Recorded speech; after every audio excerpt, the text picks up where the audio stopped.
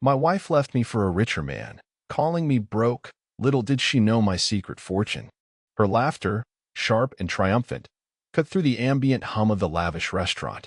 It was a sound he had once found endearing, then irritating, and now, finally, utterly meaningless.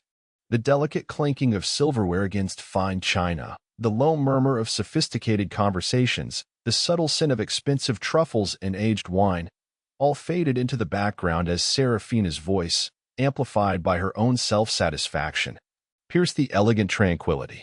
"Look at him, everyone," she cooed, her perfectly manicured hand resting delicately on the bicep of her new fiancé, Victor, a man whose tailored suit probably cost more than Orion's entire apartment.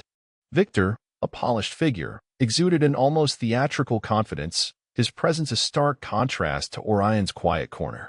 Seraphina's gaze, brimming with a calculated cruelty, fixed on Orion.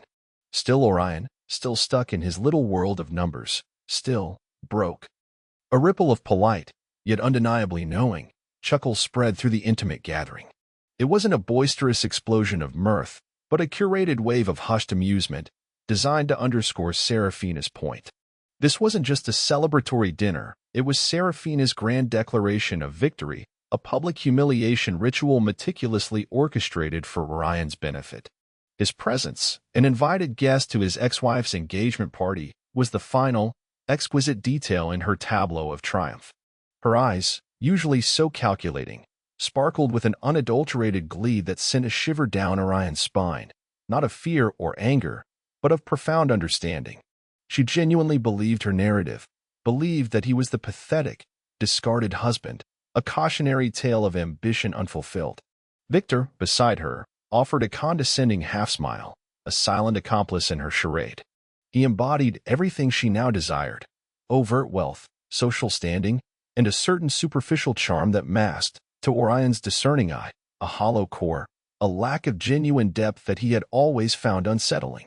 Orion's smile, he knew, was imperceptible to anyone else, a slight tightening around the eyes, a subtle shift in the corners of his lips that only he could feel.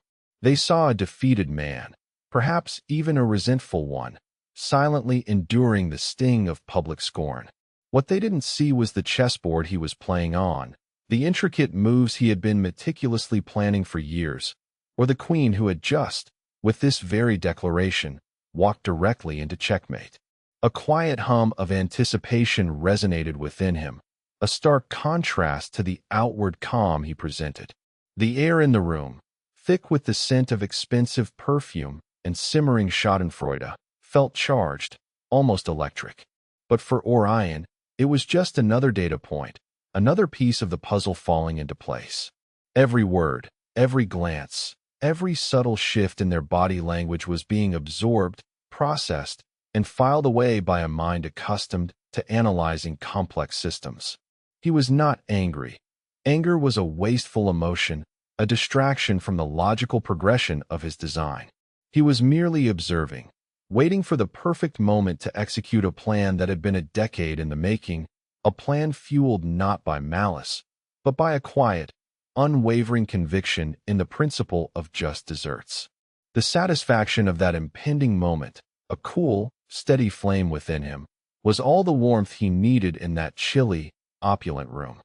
The journey to that restaurant, to that precise moment of public denigration, had been a long and circuitous one, paved with choices that, to the casual observer, might have seemed utterly illogical. Orion was 35, and for most of his adult life, he had cultivated an image of quiet competence as a freelance software architect. His apartment was comfortable but modest, his car reliable but unassuming. He dressed simply, preferring quiet evenings with a good book or a complex coding problem to lavish parties. This wasn't a facade, it was genuinely how he preferred to live, a reflection of his internal landscape where intellectual pursuits held far more value than material possessions. What no one, not even Seraphina, had ever known was the true extent of his financial reality, a reality far removed from the humble exterior he presented to the world. His story began not with a silver spoon, but with a fascination for emerging technologies that bordered on obsession. Even as a teenager, while his peers were chasing fleeting trends and ephemeral pop culture, Orion was diving deep into the nascent world of blockchain, artificial intelligence, and revolutionary data structures. He saw patterns where others saw chaos, potential where others saw risk, and intricate connections where others saw only disparate elements. His high school notebooks were filled not with doodles, but with complex algorithms and theoretical frameworks for decentralized networks. He spent countless hours in dimly lit rooms, fueled by cheap coffee, immersing himself in white papers that few understood, dissecting lines of code that promised to redefine industries. In his early 20s, Orion made a series of investments that, at the time, seemed like audacious gambles to anyone else.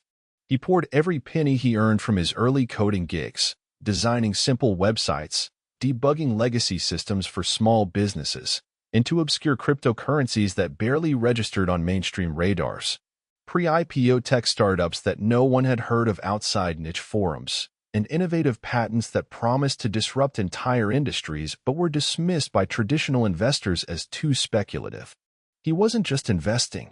He was researching, analyzing white papers with the intensity of a scholar, scrutinizing code with the precision of a surgeon, and predicting market shifts with an almost uncanny accuracy that stemmed from deep understanding, not luck.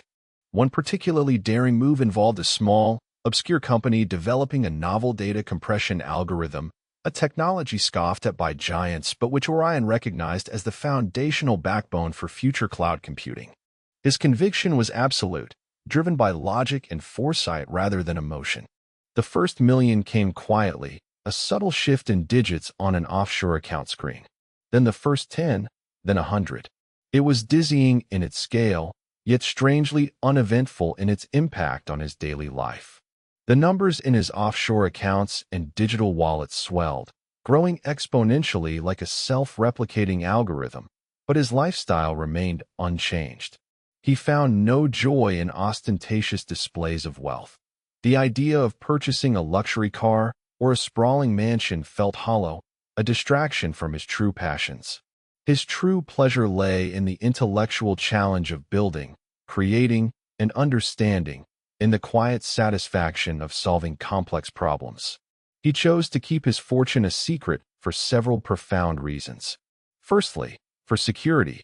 Such vast wealth can be a magnet for trouble, attracting unwanted attention and predatory intentions. Secondly, for authenticity. He wanted to know if people valued him for who he was, for his mind and his character, not for what he had accumulated. He yearned for genuine connection, untainted by the distorting lens of material gain. And thirdly, a deeply ingrained philosophical belief. True power lies not in its blatant display, but in its strategic, often unseen, application, like a hidden lever controlling vast machinery. Then came Seraphina. They met at a tech networking event, a rare foray for Orion into the bustling social scene.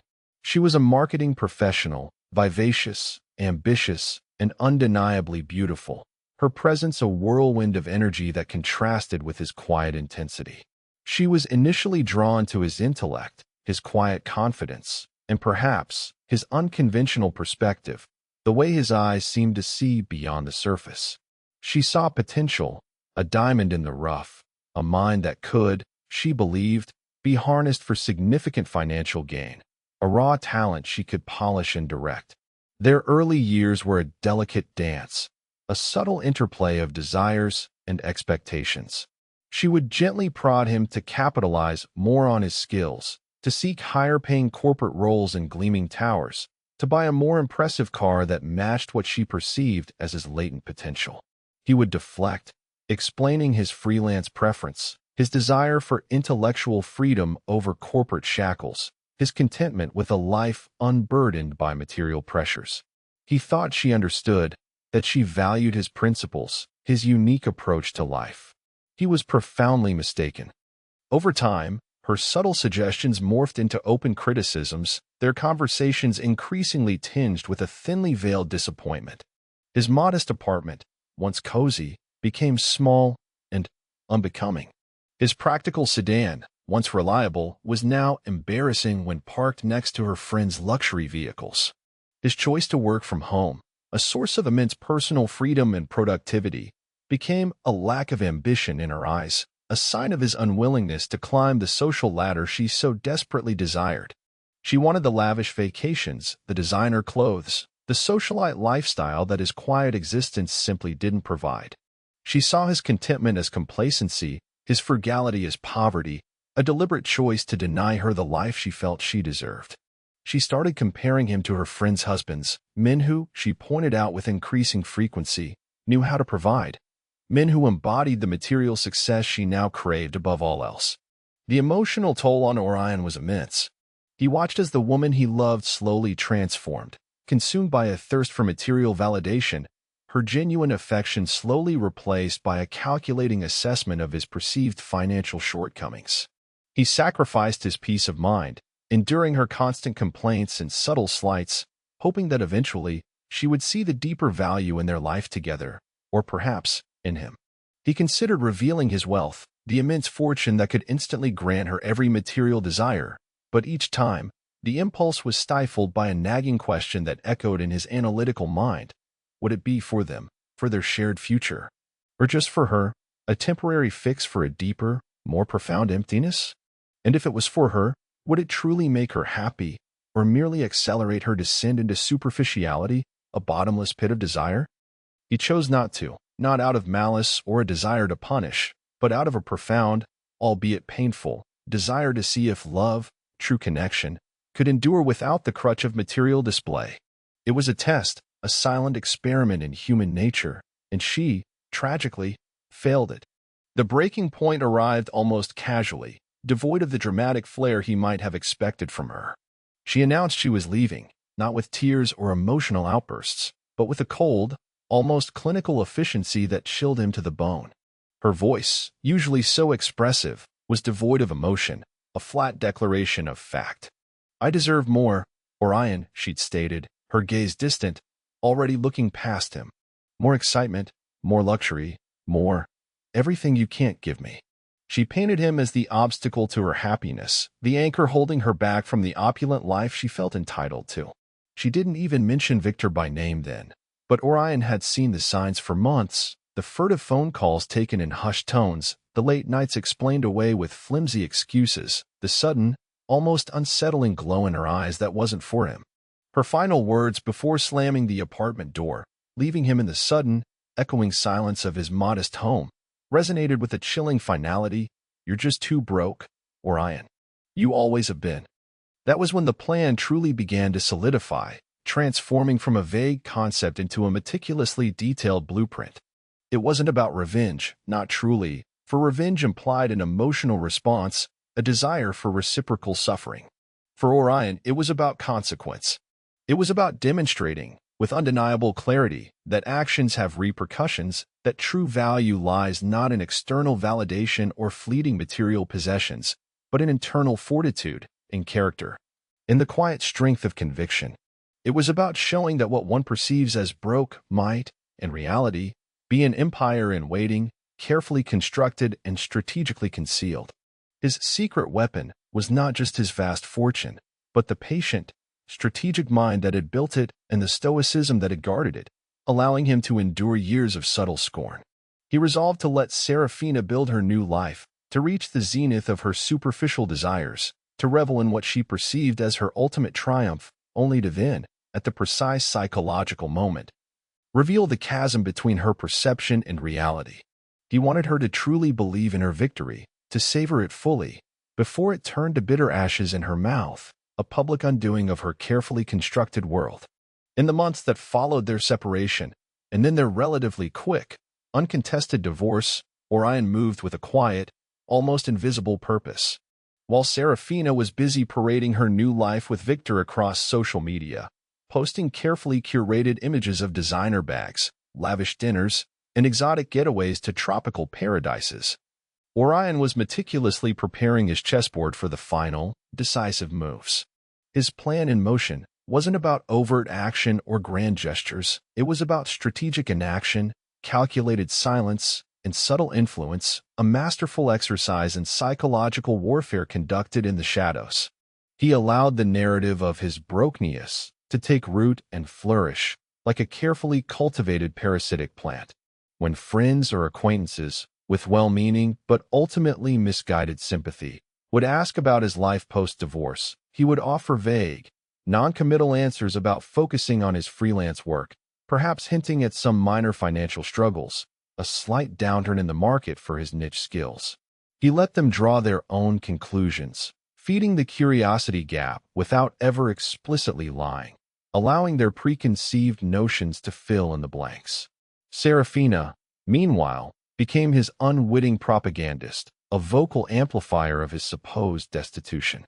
She'd occasionally drop veiled comments to mutual acquaintances at social gatherings, reinforcing the image of his financial destitution, a bitter, triumphant laugh always accompanying her pronouncements about his modest circumstances and lack of ambition.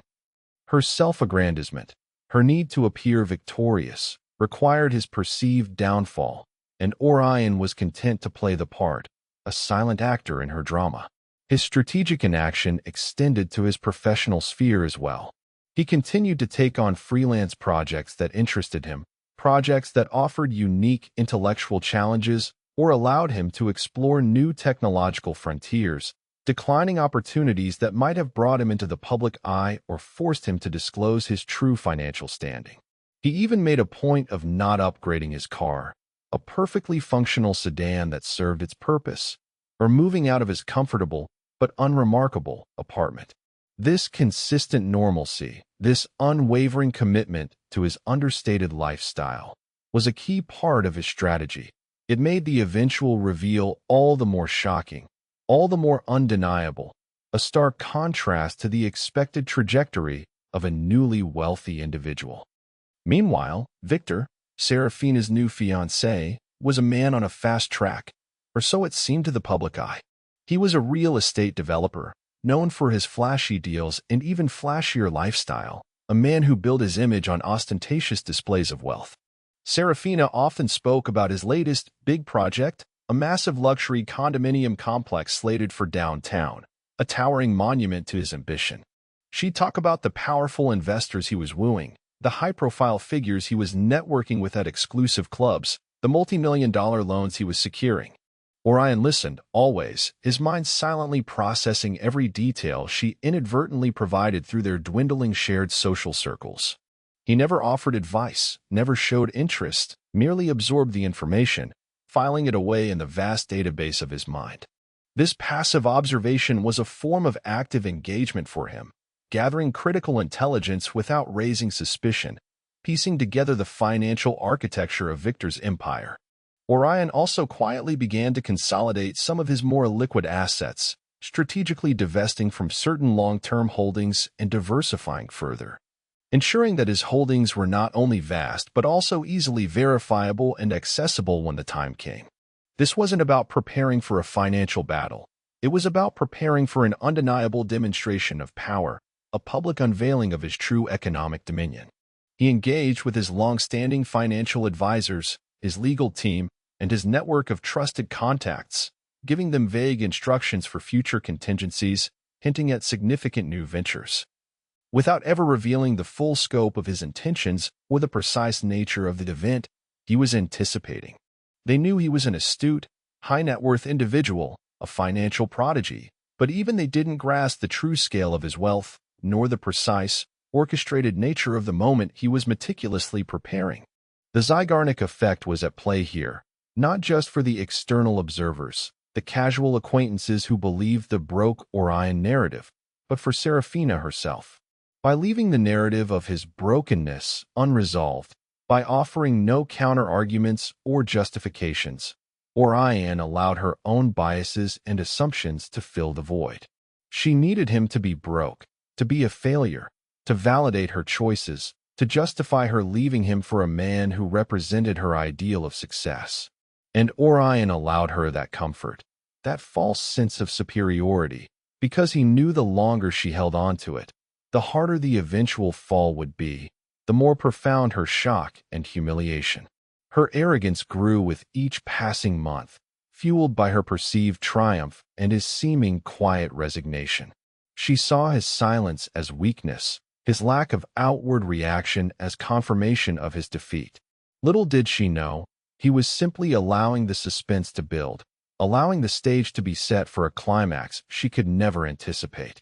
Every quiet evening spent in his modest apartment, every overlooked detail of his seemingly mundane life, was a brushstroke in a masterpiece of strategic patience. The more she reveled in her perceived victory, the more potent and devastating the eventual reveal would be.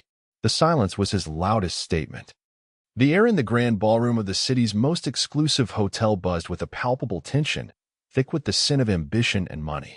This was the annual Innovators Gala, a gathering of the city's elite, where multi-million-dollar deals were struck and reputations forged or shattered.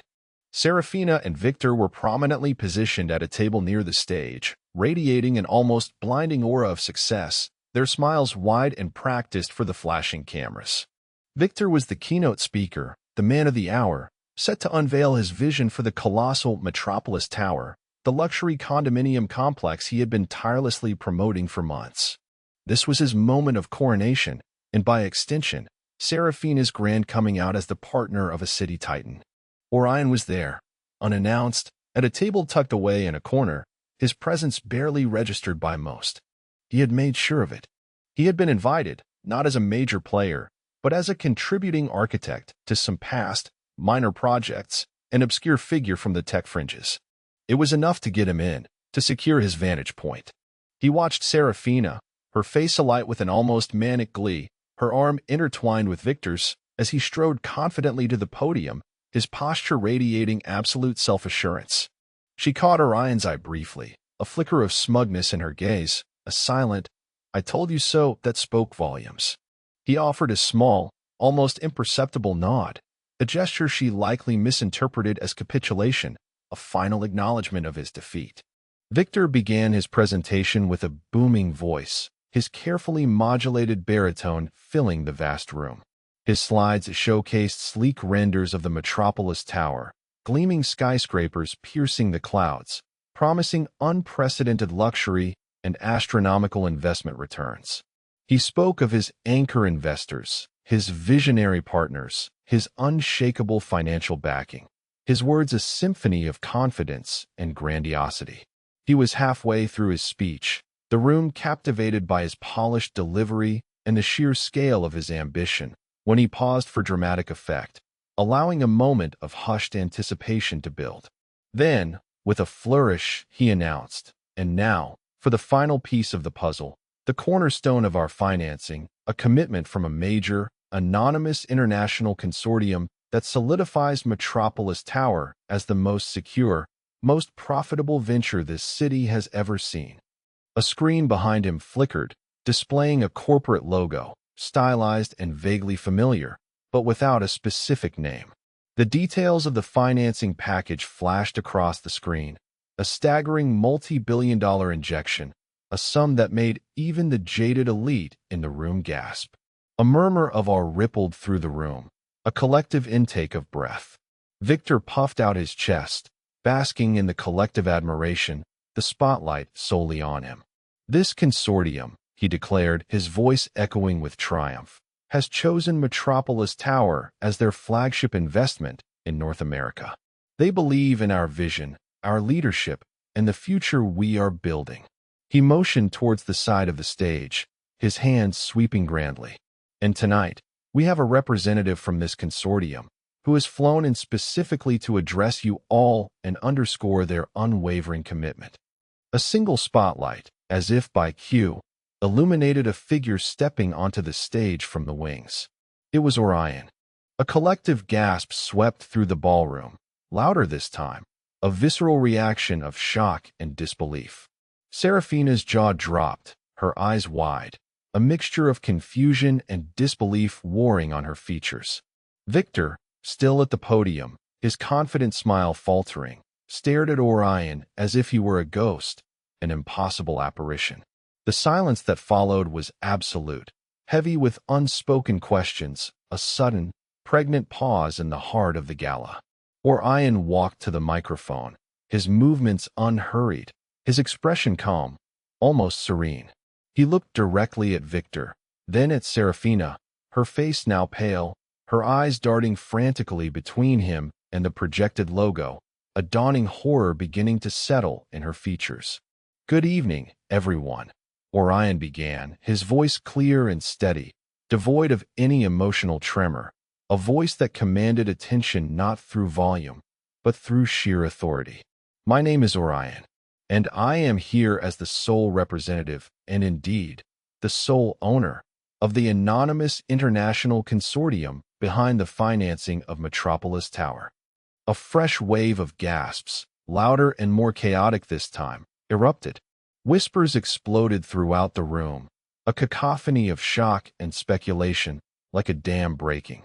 Victor visibly reeled, his face paling, his eyes wide with a dawning horror that twisted his features. Seraphina looked as though she had been struck, her carefully constructed world fracturing before her very eyes. "Mr. Thorne," Victor stammered, his voice barely a whisper, a stark contrast to his earlier booming confidence. I don't understand. This is a multi-billion-dollar investment. You're a freelance software architect." His words hung in the air, echoing the collective disbelief of the room. Orion allowed a faint, knowing smile to touch his lips, a subtle curve that held a lifetime of strategic patience. "Indeed, I am. And that freelance work, coupled with over a decade of strategic investments in nascent technologies, pioneering blockchain ventures, and crucial infrastructure patents, has yielded rather significant returns." He gestured to the logo on the screen, the stylized symbol that now represented his vast empire. "That company, which you so confidently introduced as your anchor investor, is one of many entities I control. It is, in fact, the holding company for the majority of my liquid assets, accumulated over years of quiet, meticulous planning." He paused, allowing the immense weight of his words to sink in, letting the truth wash over the stunned audience. "Victor," Orion continued, his voice now carrying a quiet authority that cut through the lingering murmurs, silencing the room once more. "You pitched this project to my investment firm. You negotiated with my representatives.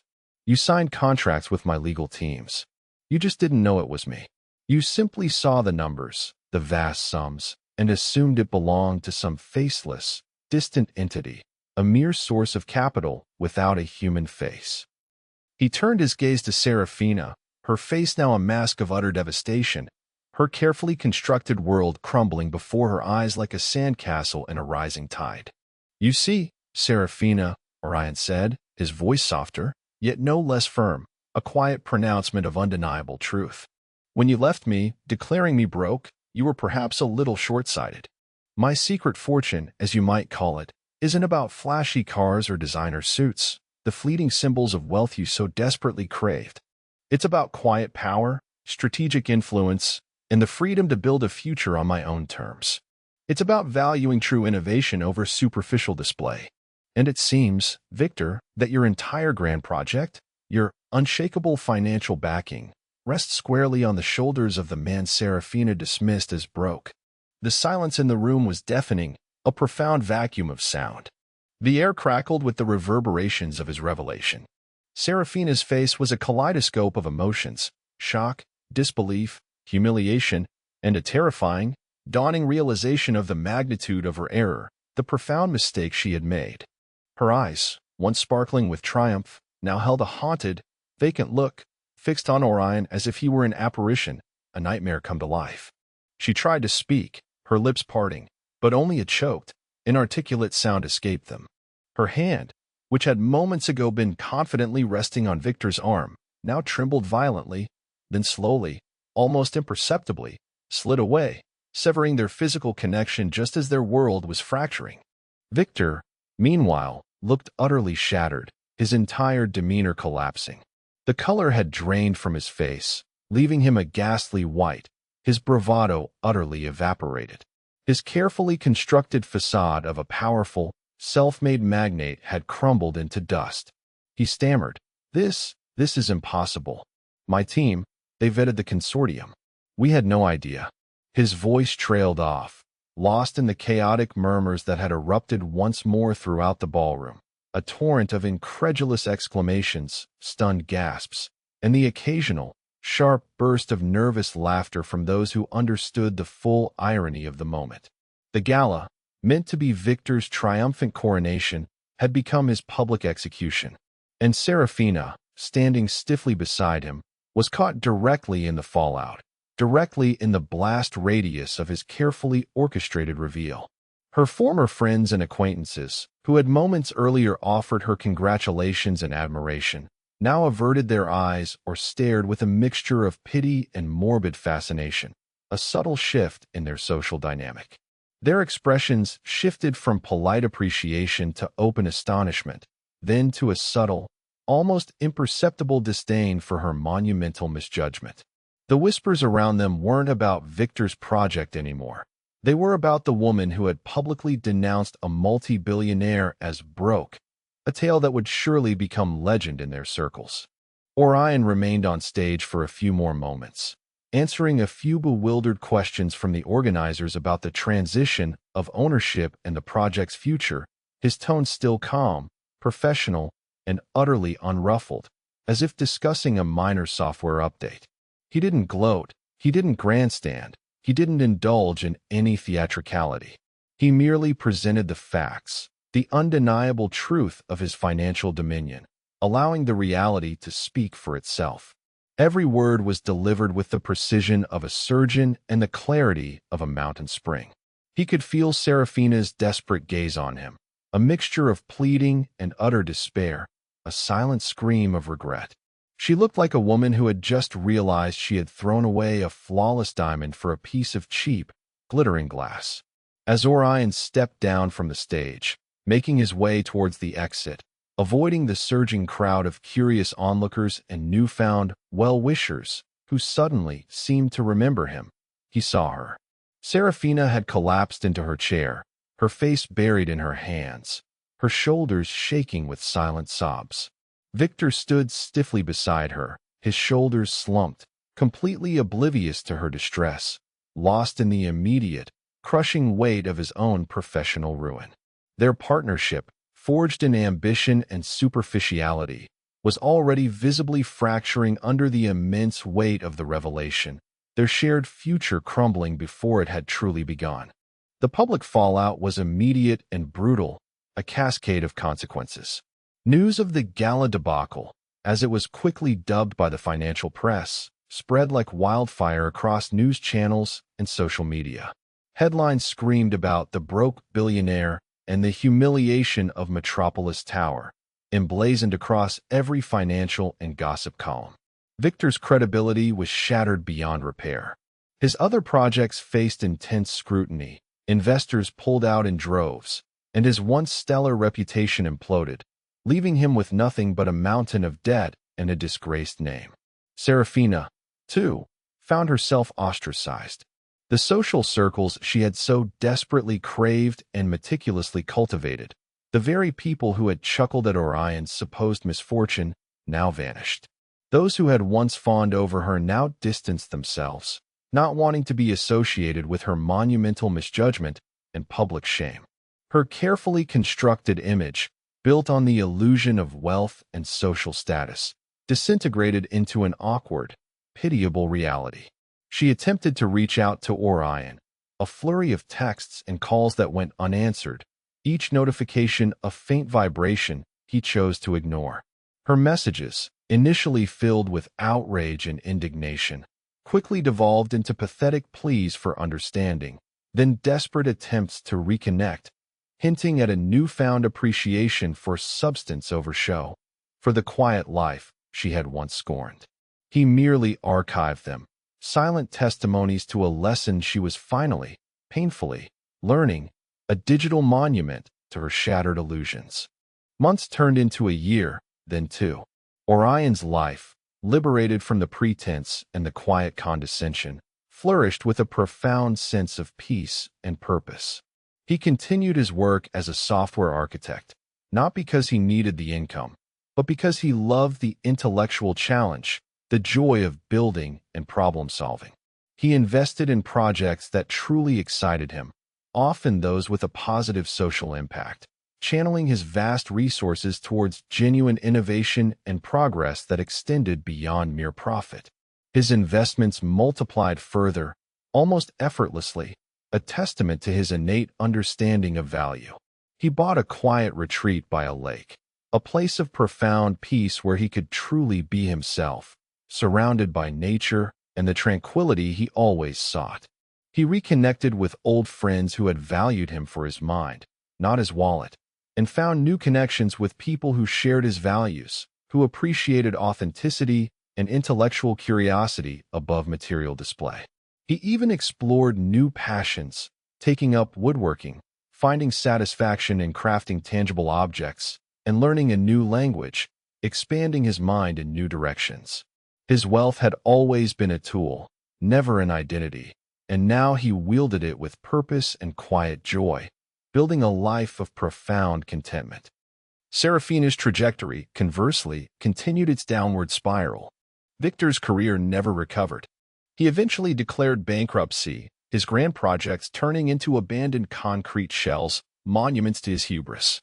Seraphina, stripped of her lavish lifestyle and social standing, was forced to confront the true emptiness of her previous pursuits. Orion heard whispers through the grapevine. She was struggling to find work, taking on menial jobs, living a life far removed from the opulence she had once demanded, from the glittering world she believed she was entitled to. He felt no triumph in her misfortune, only a quiet reaffirmation of the truth he had always held, that true value, true happiness, comes not from what you accumulate, but from who you are, what you build, and how you choose to live your life. The entire experience had been a profound teacher for Orion. It reinforced his belief that outward appearances are often deceiving, that genuine worth is rarely paraded on a billboard or flaunted on social media. It taught him the immense power of patience, of strategic silence, and of allowing events to unfold naturally, rather than forcing them with emotional reactions. It showed him that the most potent form of retribution isn't an angry outburst or a vengeful act, but a calm, undeniable demonstration of truth, a quiet unveiling of reality. It confirmed that the greatest wealth isn't just measured in digits on a screen or in the size of one's portfolio, but in the peace of mind, the integrity of one's character, and the freedom to live authentically, true to one's own principles. Orion's story, he hoped, would serve as a quiet reminder for others. Never mistake modesty for poverty or silence for weakness. True prosperity isn't about the grandiosity of your possessions, but the quiet strength of your character, the depth of your wisdom, and the unwavering belief in your own intrinsic worth. Let your actions, your choices, and the quiet truth of your being be the only testament you ever need.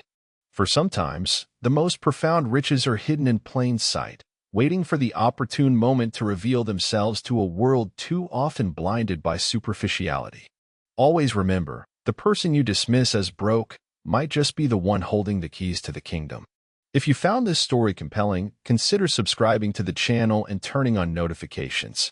We have many more tales of quiet triumph and unexpected revelations that challenge perceptions.